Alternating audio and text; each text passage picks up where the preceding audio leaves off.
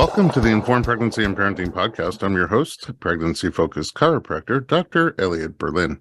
Today, I am excited to interview a mother, doula, and documentary filmmaker whose film, More Than Blood, is currently streaming on Informed Pregnancy Plus. Rani Khanna, welcome to the podcast. Thank you, Elliot. Thank you very much for having me with you today. Rani, I want to get into your film, More Than Blood, because it's a powerful film and has an important message. But let's start at the beginning. Where are you from originally? So I am half French, half Indian, born in France, but I have spent most of my life in London. So first of all, half French, half Indian, my head explodes with what the flavor possibilities could be in your home cooking. Yes, I grew up with the best cuisine, the French and the Indian. And so my palate and my taste buds have kind of got a pretty high... high standards. Yes, exactly. I'm used to it. That sounds amazing. And then why London? My parents met in London. My father came from India. My father's an artist and a writer. My mom came to learn English from France, and they met in a little cafe in London. And that's the beginning of their story. And when my mom gave birth to me, she wanted to be in France with her family. So I was born in France and spent the first 5 years of my life there. Oh, wow. So what do you speak? My mother tongue is French, and then English and Italian, and I'm learning Spanish right now. Wow. That's amazing. Okay, so you're a filmmaker now, but what was your trajectory to getting there? So my trajectory was a bit unusual in the sense that I didn't really plan to become a filmmaker. In hindsight, I see how everything was connected, like I see it now. But at the time, it didn't really appear that way because I had no clue what I wanted to do after having the initial desire to be an artist and paint. So I used to paint. I studied art. I studied photography. And then I really wanted to go in fine arts. And wherever I applied to go to study fine arts, I got rejected. And I got very frustrated and very unhappy by the fact that nobody wanted to take me in.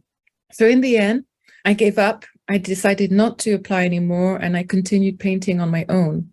But after the birth of my kids, both my daughter and my son, I found it really difficult to keep up painting and raising two little children. So one day I decided, no, I have to stop painting. I can't do this anymore. It's not working for me. Oh, wow. And as soon as I stopped, I had no clue what to do. It was a big blank. And it's only because I met a woman in a bus, and she was a mother of kids who were going to the same nursery school as my kids. And she asked me, what are you doing? And I said, nothing, I've just stopped painting. And then she said, well, we need an art director on this docudrama production. Can you come in? And initially I said, no, I can't do this. I've never worked on a film. I don't even know what an art director is. Anyway, she insisted. She's the one who pushed me without even knowing me. And that's how it started, because as soon as I worked on that production, and when I saw the crew and I saw the cast and they were working together, and I had this moment of epiphany, was like, this is what I want to do. This is what I want to do. Wow. It is quite an orchestra that comes together. Yes, absolutely.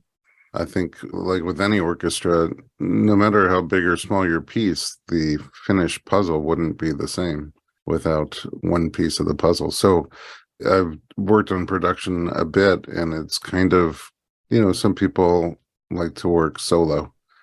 But when you're working with a group of people like that, there's this, this cumulative production that comes out of it that can be greater than the sum of each of the parts. And so you can sort of elevate your capabilities by joining a team like that. How was your experience with pregnancy, birth, and postpartum? So my personal experience of my giving birth was, I would say, really amazing and beautiful and special, and I would say spiritual. And I was very young at the time. I was in my early 20s, so I didn't really know much. And all I knew is that I had to protect myself from the outside world. That's all I knew. And my partner also told me, he was older than me, and he said to me, women give birth all over the world. They've done this for millions of years. without anything, without any help, without assistance. So that image, I just felt like I could imagine a woman in China or in India or in Africa giving birth in a field, going back to work immediately or a few days after. And then I thought, well, if they can do it, surely I can do it. Do you know what I mean? That's how I logically looked at it. You And know, I sometimes wonder about that too, because when I was like, I don't know, 12 years old, and I found out how babies come into the world, I was like, whoa, thank goodness I'm a dude. But having been in birth work, I sometimes switch the other way around and think, wow, that's the coolest thing ever that we don't get to experience. But even when I was terrified of it, the thought in the back of your head is everybody got here the same way, and the world's been going on for quite some time. So the sort of micro rational part of the brain is like, how is that even possible? And then the macro part of your brain is obviously it's possible because it's just nature. Nature has the wisdom that is sometimes innately so intelligent that our educational wisdom is pale in comparison. What we're able to imagine and what we're able to learn in the time that we have here is nothing compared to what we're programmed with, hardcore programmed with. I want to get a little bit deeper into that experience that you had, but just to finish up what we were saying before. So once you got into film, you caught the bug? well, when I initially went to film school, I thought I was going to make fiction films. That was the intention to begin with. And I don't know, the same woman who, when she heard about my birth stories, she encouraged me to talk to other women about my birth stories. But I didn't follow her advice. I just felt at the time, why should I do this? Like, I really did not see any need to do that. That same woman, because she's a pediatrician working at WHO, she then told me when I was at film school, she said, there's a guy in India, in Mumbai, and he's the first guy who's come out gay. He's a lawyer, and he's doing a lot of work around HIV/AIDS, which was a big crisis in the 90s in India. And so I went to India with a crew of women students and made this film called Gay Bombay. And this was my first documentary in my second year of film school. And all my tutors really loved the film. So they kind of said, well, you know your direction now. This is you, documentaries. So that's how I chose documentary, or how documentary chose me in a way. I don't know. But I see my understanding of this now is that I think I needed to make documentaries in order to understand the world, in order to understand different realities, as opposed to painting, which is so subjective and it's so much inwards, that the world, that how you, the creative process, and it's more to do with the imagination and the feelings, and it's not to do with reality. Well, for me, it wasn't. Whereas documentary filmmaking placed me more in the reality of life and the world, and trying to understand it and make sense of it. And to help us understand it and make sense of it. Exactly. And to help others, and also to give a voice to those who are not heard and who are not seen. That was very important. So powerful. Let's take a quick break. When we come back, we'll get a little bit deeper into your experiences with childbirth and becoming a doula, and then how perhaps that meshed together with your filmmaking career in progress. We'll be right back.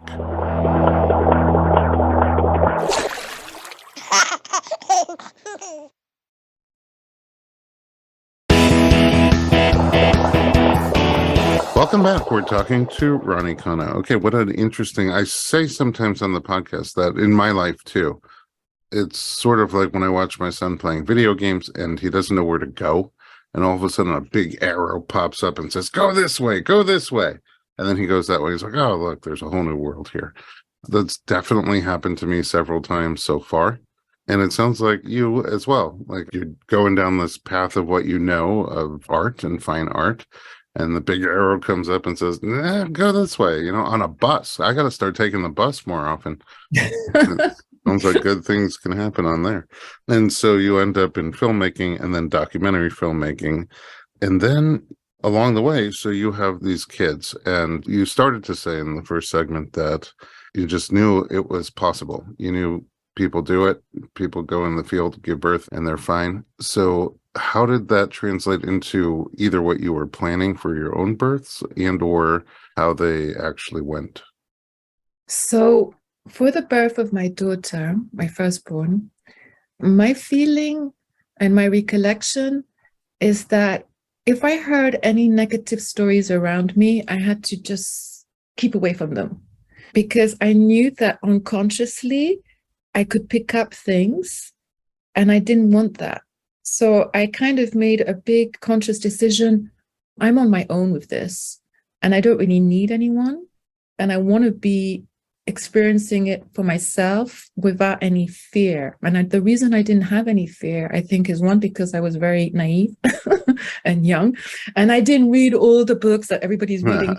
I stayed away from information.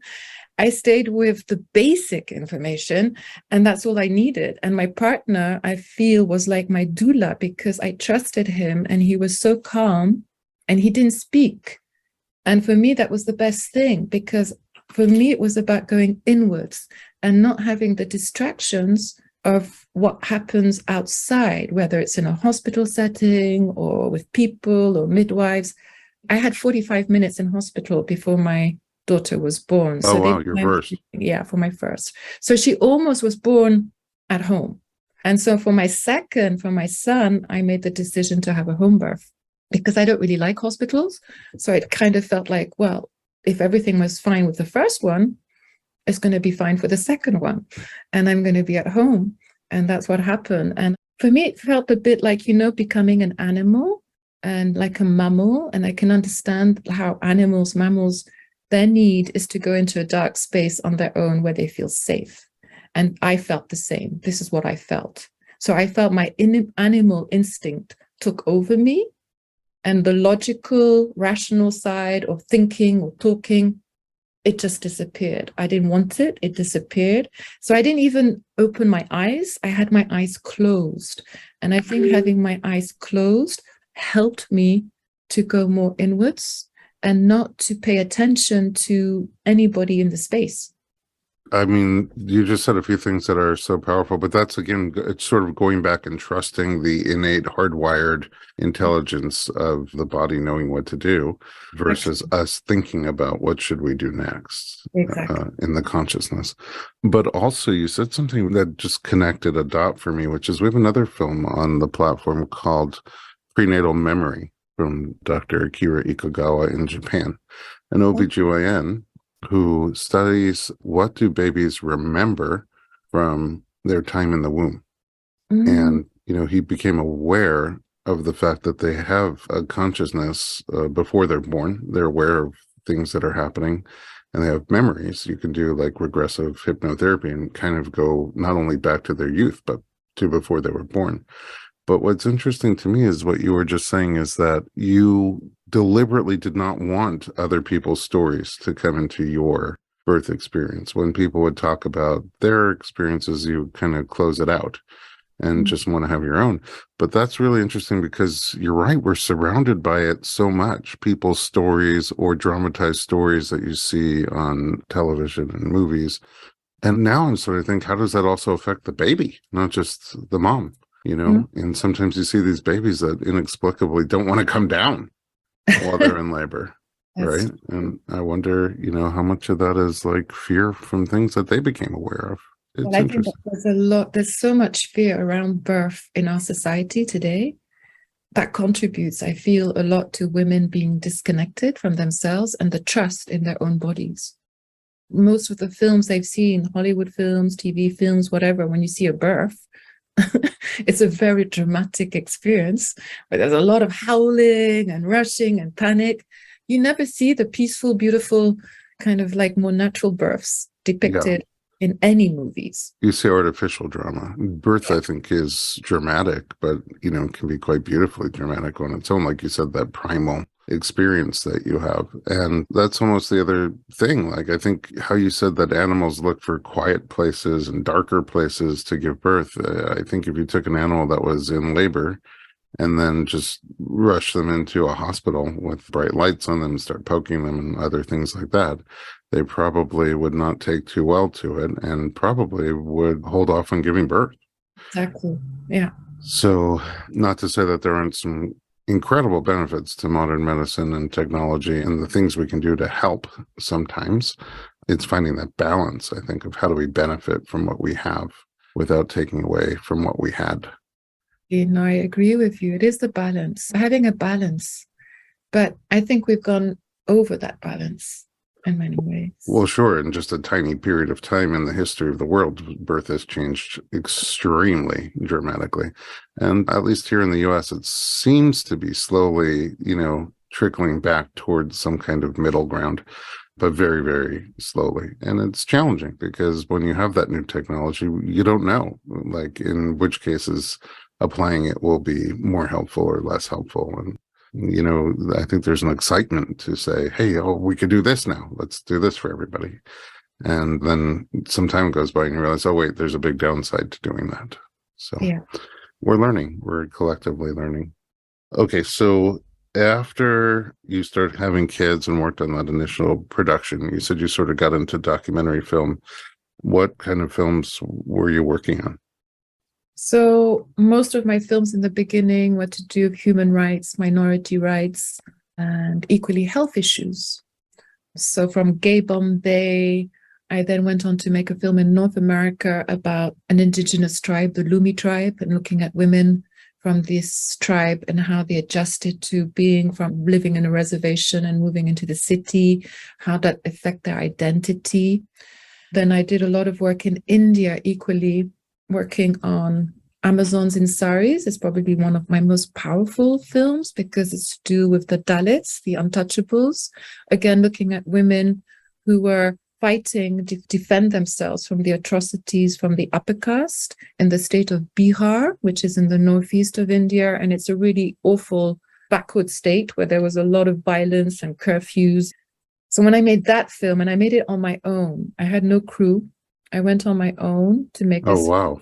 And I went twice. I must have again been quite naive, but I had such a strong belief that I had to do something about this because I'm half Indian and I felt so much ashamed to be half Indian when the caste system is still operating in India. And you have 200 million Dalits. 200 million. That's the population of like 3 European countries put together. And they are oppressed, completely disrespected, completely treated like shit. And for me, it was like, I cannot tolerate this. I have to do something about this and find the women from this caste, from the untouchables, who are also doing something about it, wanting to defend themselves and taking up weapons, but in self-defense. So this film, Amazons in Saris, which took me like 4 years to make, when I completed it, I just felt like, well, if I can do that on my own, I can do anything now. I can go to the Amazon forest, and survive it somehow. Because I didn't realize how risky it was.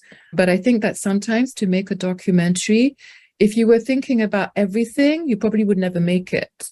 It would stop you because it just would stop you. You would look at all the obstacles and all the challenges and everything, as opposed to just believing you have to do it. You just have to do it. And if you don't do it, why that subject particularly? Because 200 million people are affected by this. And for no fault of theirs, through just how they were born in a caste. So the caste system for me is like apartheid. But it's happening in India, which is meant to be the world's biggest democracy. That's not so. So anyway, that was one film which was a very important film for me. And after that, in the UK, I got commissioned to do a film about sickle cell disease. And that was the first time that I was collaborating with an animator. And then I really enjoyed and found the work with animation so beautiful and so freeing because you could do anything you wanted, whatever your imagination could create, you could just do it with animation. So that was the beginning of looking then afterwards, mental health with bipolar disorder and working on a series called Mad for Dance, and then looking at a woman who was using dance to help herself go through bipolar disorder. Wow. That's such an incredible topic to tackle.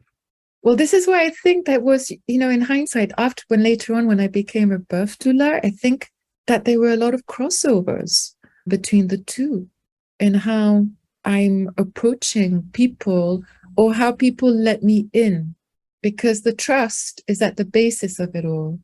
Trusting that, first of all, it's about really listening to what is the message, what is needed for the mother, what is needed for the participant, what is needed for the story. How do I get that? What is the best way of getting people to care about something which they might never care about? Like in this film, postpartum hemorrhage was a big challenge. How do I make people care about this in countries where it really doesn't take place anymore? In the UK or in Europe or in America, in North America, it's very little cases of women dying of postpartum hemorrhage. That is like the challenge. How do you make people care? Right. In our system, it's so foreign. The idea is so foreign that you wouldn't think it's happening anywhere in the world. And it's sort of interesting what you're saying about the crossover too. Over the years, I've had two different patients. One of them was a doula and became a corporate lawyer. What? Really? And the other one was a corporate lawyer who became a doula. Not at the same time, a few years apart, but both of them blew my mind. I'm like, really? What? And the one who was a doula that became a corporate lawyer explained to me that there's a lot of similarities. Like you have a client and you're there to support your client, counsel your client, advocate for your client, hear what your client's needs and wants are, and go to bat for them. And I was like, oh, that kind of makes a lot of sense. And she's like, but one of them pays the bills and one of them doesn't. So yes. So when she had kids, she needed to pay the bills. Yeah. So doula work. I mean, what was your training like? Yeah, this is a funny story again, the doula work. The same woman that I told you about who was telling me, tell your story after I gave birth to, because she said so many women need to hear positive stories. But I didn't act on that. I didn't do anything about this because I just thought, no, I'm into filmmaking and no. And then my sister became pregnant. And when she had her only child, I had this huge desire to be there present for her, but I didn't know anything about doulas. I hadn't even heard of them. I asked her, I said, could I be there for you when you give birth? And she said, yes. So I accompanied her on her birth, for the birth of her son. And I actually really helped her without knowing intentionally what to do, because I just had the experience of me being a mum. But my sister had meconium that came out in her waters or in her show, I can't remember now. So the hospital was kind of really eager for her to come in, to stay there, not to move, not to do anything. And they were really kind of putting pressure on her in some ways that there was a problem or it could be dangerous. So after a while, I just asked the hospital, I said, is it okay if we just use the bathroom, if you've got a bathtub, and we'll just put my sister in the bathtub? And I did that. I ran a bath for her and I stayed with my sister for maybe an hour because she had not dilated or anything. And I just stayed with her and I just breathed and I just guided her. And then she was dilating during the whole time. So when she came out, she was ready to give birth. But I was not a doula. I was just being a sister. I was just being a mother, a woman, you know. And it's only years after this that when I read about doulas, that when I read an article in the press, I thought immediately, I can do that. I know how to do that, but I didn't want to be a doula. Again, I said, no, I'm a filmmaker. I'm not going to be a doula. You know, it's like I was putting off something which was really present, but I couldn't really see it yet. And it's only when years later, I went to a private view where there were a lot of artists, important artists, and I really did not want to introduce myself as a filmmaker. I was a bit bored of talking about myself as a filmmaker. And so I decided that I could take on any identity because no one knew me. So I told everybody I was a doula when I wasn't. So I had a great time talking about being a doula. And then the next day I told a friend about it. And she said to me, Rani, there's a need for doulas. Why don't you do it? Why don't you become one? And then initially, no, I can't do that. And then I did some online research and I came across Michel Audin. And Michel Audin, as you probably know, is a very well-known French obstetrician who's written many books on birth. And I happened to have met him many years ago because he was like the doula for a friend of mine who had a home birth. And that was the only person I knew who had given a home birth before I had my own home birth. But I didn't really know who he was when I met him. I just thought he was this French man. And I was talking to him in French.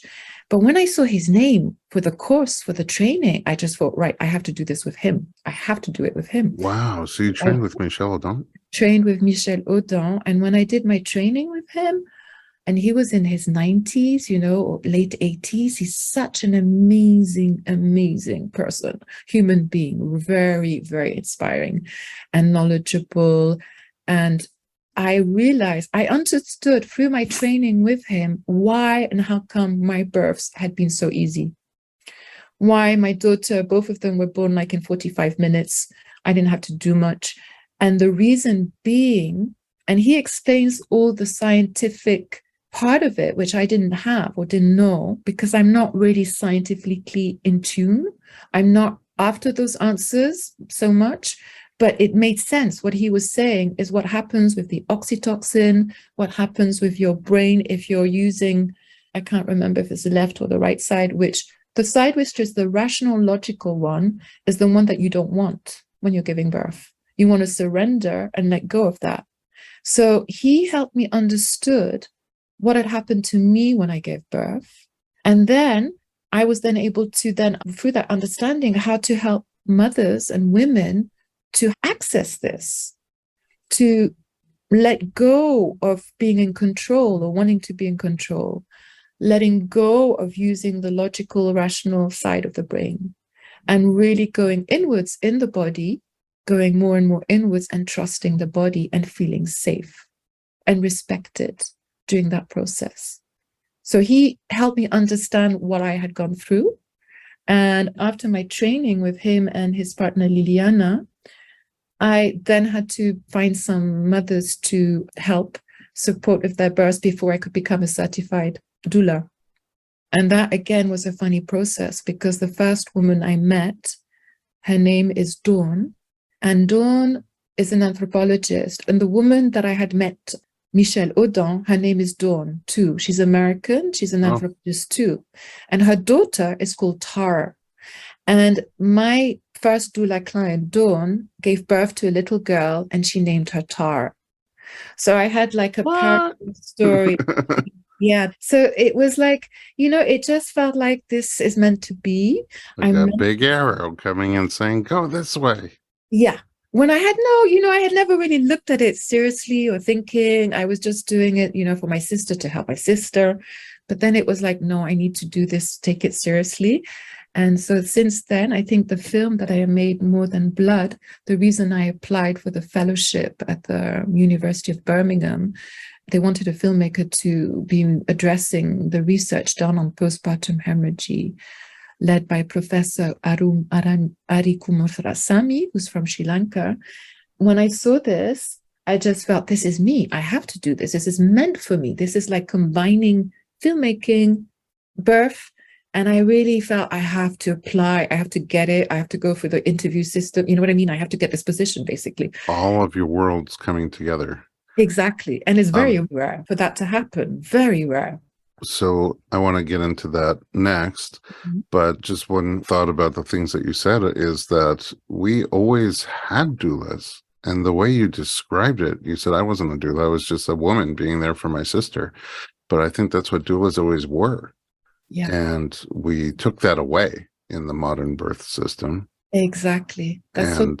When you got up and said, I'm a doula, it's absolutely 100% true. The idea of a trained professional doula is very new, but the idea of women supporting women in labor is quite old. I think it's so ancient, women being present for each other. And the word doula comes from the ancient Greek, a female servant. So at that time, they were surrounded by women, whether they were servants or not servants, but they were of service, in service to the women. And I think that's the important part to remember, is that if you have a woman who's there for you and who's not going to leave you, who's not going to disappear, you can hang on to that safety, trust, and it's always been there. And you're right. Everything now is validated through training or diplomas or this, that, or the other. But birth is not about that. Women midwives in the ancient days, they were seen as, at one point, they were seen as witches because they had the power, the knowledge to understand a lot of things through intuition, through herbs and plants and the cycles, the elements, all of it connected with Mother Earth to understand that.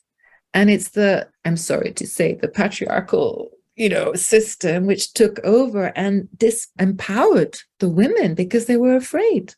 They were afraid. And you know what, Elliot, what is really shocking in this country, in the UK, is that when the midwives in this country had their first association of midwives of the UK, guess who was the president? A guy. Exactly, a guy. This was at the beginning of last century. Things have changed since then, but it just shows that things have been, I guess, manipulated, distorted, disconnected, and we're doing all the work to reclaim, go back to the source and to the roots of what is really important and meaningful. And that's always been there, really, from the beginning. Yeah. I mean, I think that comes back to, we do have this modern technology and we are able to help a lot of people, a lot of babies, but we don't want to do that at the expense of giving up all the great things that we had. And so it's, I think, currently about trying to find the balance. I really want to get into your film. Okay. Let's take a quick break and we'll be right back to discuss it.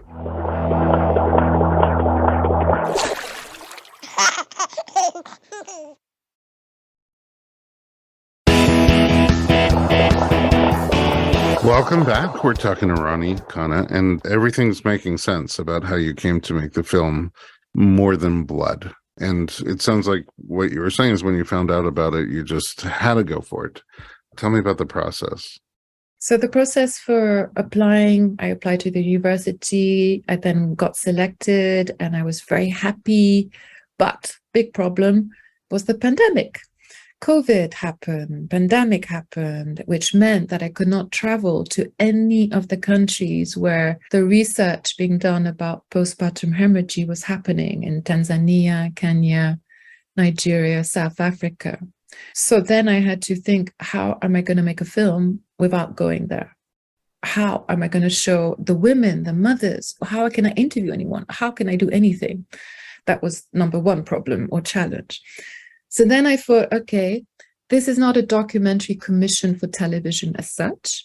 This is like I could do what I wanted for the university. And so I decided it's going to be a combination of animation to show Africa and bring Africa to life.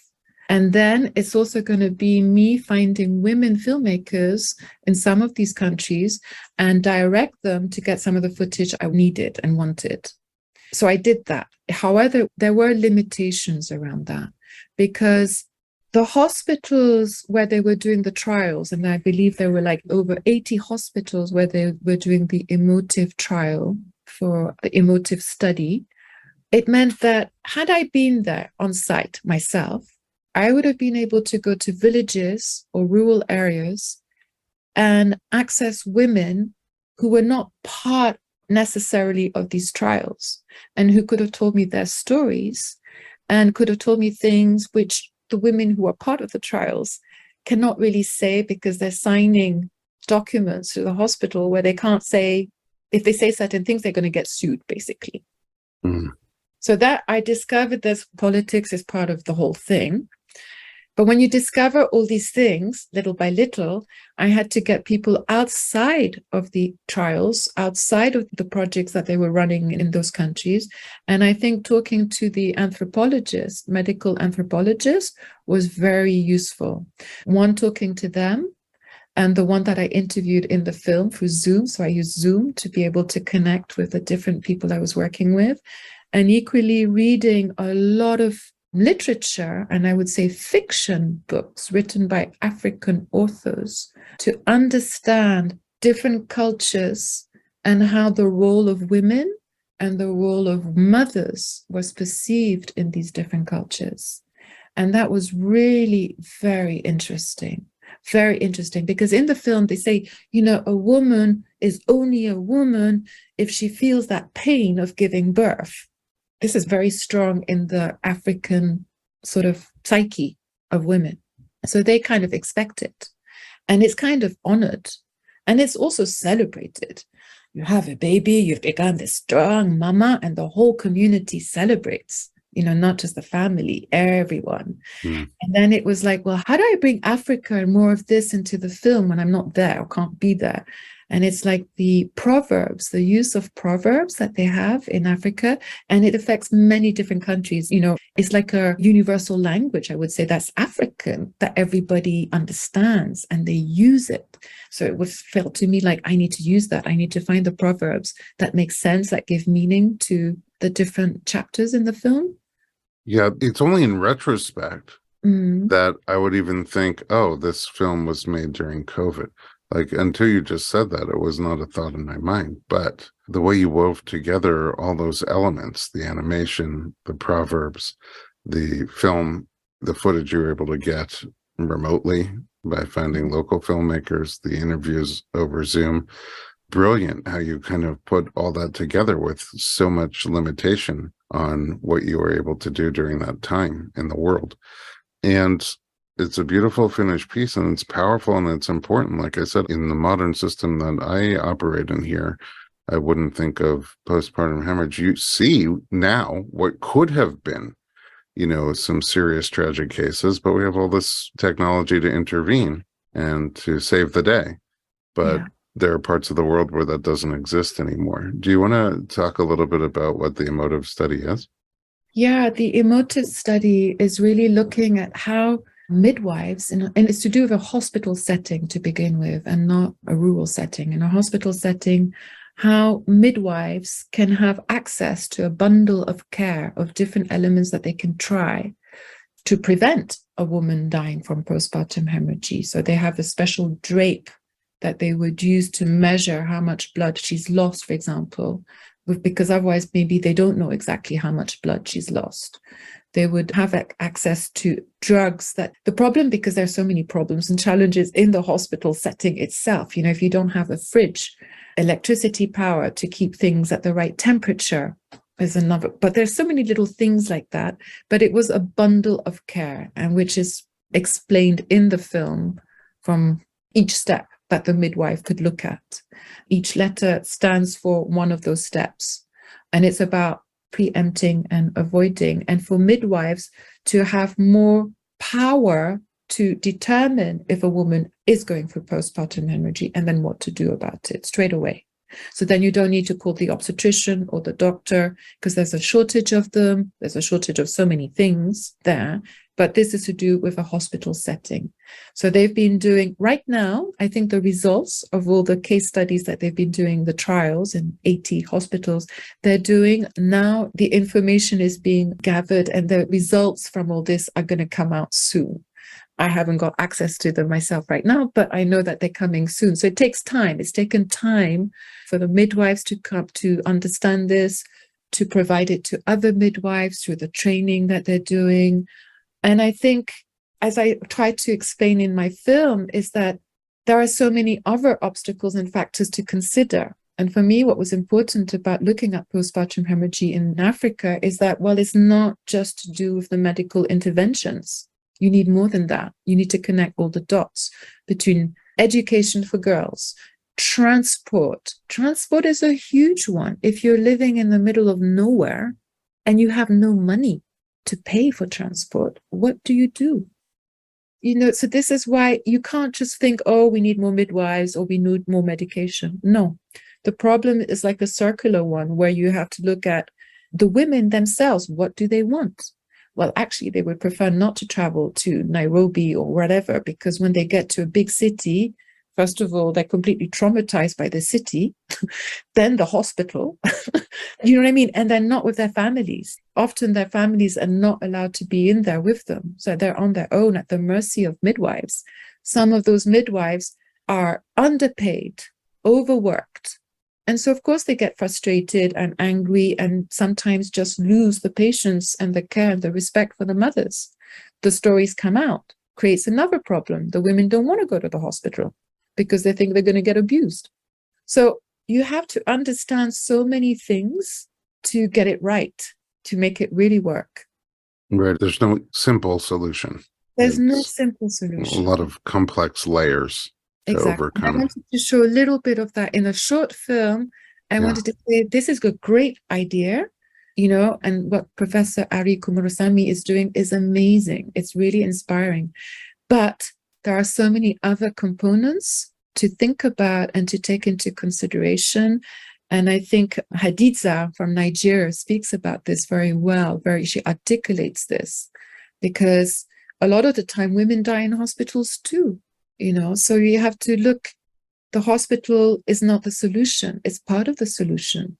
And I think something that I discovered later on, which is not in the film. So, for example, there's a hospital in Kenya, outside of Nairobi, I think, where they understood that a lot of the women from the Maasai tribe, for example, are used to giving birth in a birth hut, what they call the birthing hut. So these women wanted to give birth in the birthing hut and not in the hospital. So the hospital then decided to create one of these birth huts on their grounds, which meant that if the woman had a problem, she could easily just go into the hospital.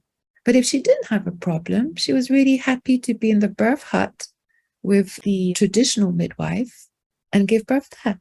So that's a great solution. Right. Best of both worlds. Exactly. The best of both worlds in one place. And if they could think that way, do these things in all the countries, or similarly in Nigeria, in a village, they didn't have transport, and all the women chipped in money to buy a car. And that car is the only car to take all the pregnant women into hospital. Wow. And it's about, you need to be creative around this. You need to kind of think outside of the box. And this is why I think WHO guidelines, which a lot of hospitals and medical establishments follow, they need to think things through. They can't expect that these guidelines can be applied everywhere in the world. It's universal. It doesn't work. It doesn't work. What is your goal with the film? What would you like to see? I think for me, the goal of the film, I have to mention something which I've never mentioned really until now, is that when I was born in France, and my mother had postpartum hemorrhage. Oh, wow. She almost died, and I was her firstborn. And so, of course, I recognize that had she not been in a hospital, she probably would have died. And so I'm not dismissing the medical interventions necessary for this. And I think, as you say, it's about a balance. And I want the film to highlight maybe, the people who have the power to change things, to fund things, to make them see and understand that it's complex. There are complexities, but despite the complexities, at the end of the day, what is really important is to be able to hear what the mothers want themselves, and to really listen to that. Who is going out into the villages to ask them? Who is going out there to listen to them, understand them? So we're looking at the humanization of birth and the safety of birth. And for me, that is key. So one of the beautiful things that nobody knows about, but I'm going to reveal this to you about the film, is that whilst I was making this film, I got the amazing news, that my son and his wife were expecting their first baby. So my first grandchild. Oh, wow. And I was so happy and excited and so emotional and moved that most of the time when I was telling all the women that I was interviewing on Zoom in Africa, they were so happy for me. They were rejoicing on the, through Zoom. They were even in tears. I was in tears, I was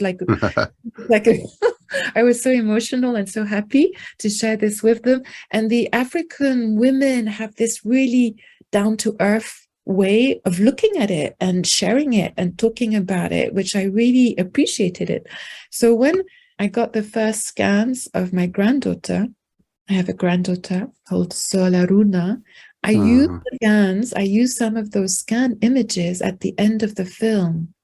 The film ends with a message, the message about, how birth is so sacred and women should really be supported and held and respected and heard during that time. For me, that's the important bit, like wherever you are in the world, it doesn't matter where you are. It doesn't matter if you're rich, if you're poor, if you're black, if you're white, it does not matter.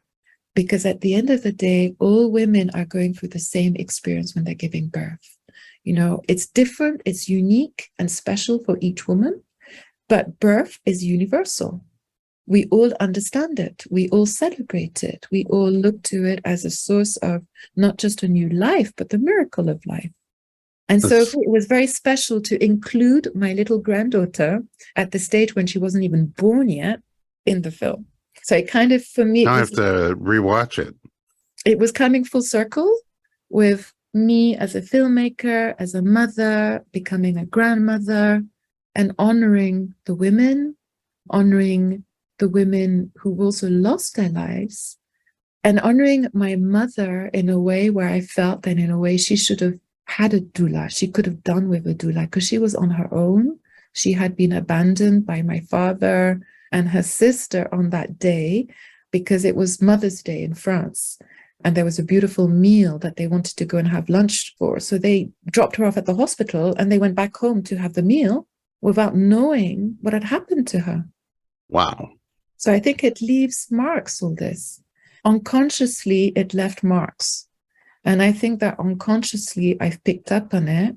And I think that's why I became a doula. Wow. That is your whole life story. Is so powerful, and how it all came together there. Yeah. Before we go, a couple of things. One is what's coming next from Rani Khanna. Okay. And then two is where can we find you online? Okay. So what's coming up next is a crazy new adventure that my granddaughter is responsible for in some ways, because she was born in Colombia, because her mother's Colombian. So I went to Colombia for the first time a year and a half ago. And I spent 5 months out there, fell in love with Colombia. And I was there to be the doula for her birth and to support my son and his wife in the beginning of their life with a new family. But then I went off on my own to travel. And when I did my own little traveling, I went to the Sierra Nevada by the coast. And when I was there, I don't know how this happened, but on day one that I got there, I met a shaman and a mamo from the Arhuaco tribe, one of the indigenous tribes living in the Sierra Nevada. And to cut a long story short, because it really is a big adventure, they both asked me, the mamo is a spiritual leader, and they don't speak a word of English. So this was all in Spanish. I did a bit of filming for them. So he asked me for my help to meet the Pope in Rome. Oh.